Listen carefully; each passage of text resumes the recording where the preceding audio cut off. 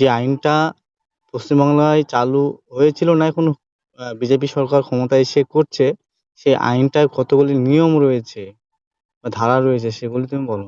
পশু হত্যা নিয়ন্ত্রণ ১৯৫০-এর মূল ধারাগুলো হল: প্রথমত, প্রথম ধারায় সংক্ষিপ্ত নাম, ব্যাপ্তি ও প্রয়োগ সম্পর্কে বলা হয়েছে।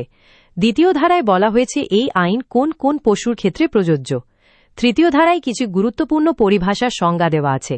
চতুর্থ ধারায় বলা হয়েছে শংসাপত্র ছাড়া পশু জবাই করা নিষেধ। পঞ্চম ধারায় নির্ধারিত স্থান ছাড়া জবাই করার ওপর নিষেধাজ্ঞা রয়েছে। ষষ্ঠ ধারায় লাইসেন্সপ্রাপ্ত স্থানে প্রবেশ ও পরিদর্শনের ক্ষমতা দেওয়া হয়েছে। সপ্তম ধারে শাস্তির বিধান রাখা হয়েছে। অষ্টম ধারে অপরাধকে আমলযোগ্য বলে গণ্য করা হয়। নবম ধারে অপরাধের সহায়তা ও চেষ্টার জন্য শাস্তির কথা রয়েছে। দশম ধারে আইনটির আওতায় কাজ করা ব্যক্তিদের জনসেবক বলে বিবেচনা করা হয়। একাদশ ধারে সরল বিশ্বাসে কাজ করা ব্যক্তিদের সুরক্ষা দেওয়া হয়েছে। দ্বাদশ ধারে বিশেষ প্রয়োজনে এক্সেমশনস দেওয়ার ক্ষমতা রাখা হয়েছে। ১৩টি নম্বর ধারায় ক্ষমতার অপব্যবহারের বিষয়ে বলা হয়েছে। আপনি কি এই ধারাগুলো সম্পর্কে আরও কিছু জানতে চান? কি কি বলা হয়েছে ওগুলি বললে ভালো হতো।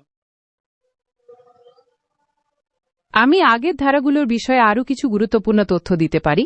যেমন চতুর্থ ধারায় বলা হয়েছে কোনো গবাদি পশুকে জবাই করতে গেলে ভেটেরিনারি সার্জনের কাছ থেকে শংসাপত্র নেওয়া বাধ্যতামূলক যে পশুটি জবাইয়ের যোগ্য।